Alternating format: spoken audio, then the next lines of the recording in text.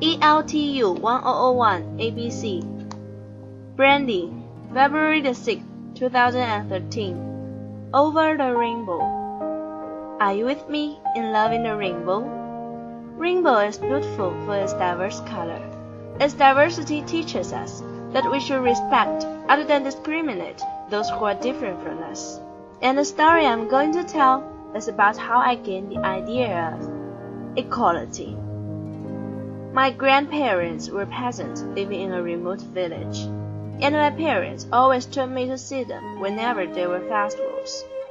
As young as I could hardly remember, I was told to have my dinner on the kitchen chair with my grandmother, mother, and other women, while all the men having their dinner at a high table in the dining room.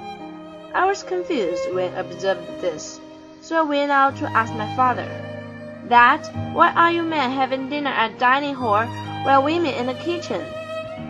Dad seems nervous. That's because, it is too big a family to have all the people eating in the dining room.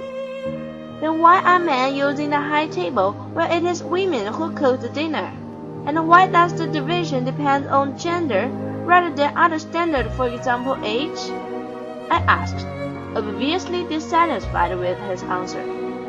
Then, that's because men are going to drink alcohol at the table.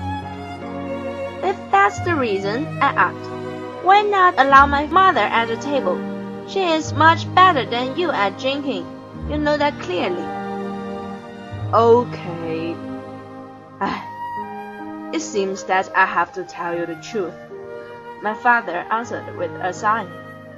That's because of the feudal thought that men are nobler than women. You know, in the elder generation's mind, women are too little to sit at the table with men. It's a Chinese tradition. Tradition? Discriminative tradition should be abandoned rather than observed in the 21st century. I argued, suffering from injustice. My little princess, you know, in our own house, you have always been the apple of your mother's and my eyes. We have never saved our love because you are not a boy. But here, in respect to your grandparents, you have to go back to the kitchen. Sorry, dear, I can do nothing about this. My father's words echoed in my mind. Nursing a grievance, I decided to challenge this discrimination. I took my bowl and walked through the dining hall to the living room, started to eat my food in the sofa. Not surprisingly, somebody at the dining room noticed me and asked, "Oh, Brandy, why don't you eat in the kitchen?" I replied, "Oh, the fire made the kitchen so hot, and there is not a fan like in the dining room, so I chose to eat my food here."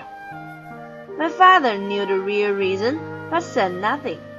Then my grandfather, who also loves me very much, said, "In that case, I think you can join us if you don't mind us smoking at the table." I succeed!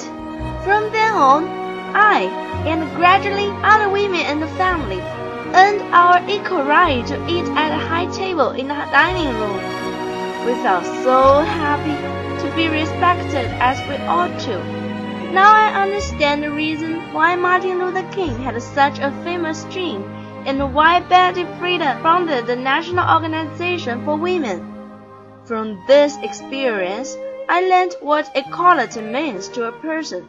So after which, I have been trying my best to equally respect all the people around me, regardless of gender, race, religion, or sexual orientation. On November the 10th last year, to support the homosexuals' demand for equal rights, I participated in the Hong Kong Pride Parade.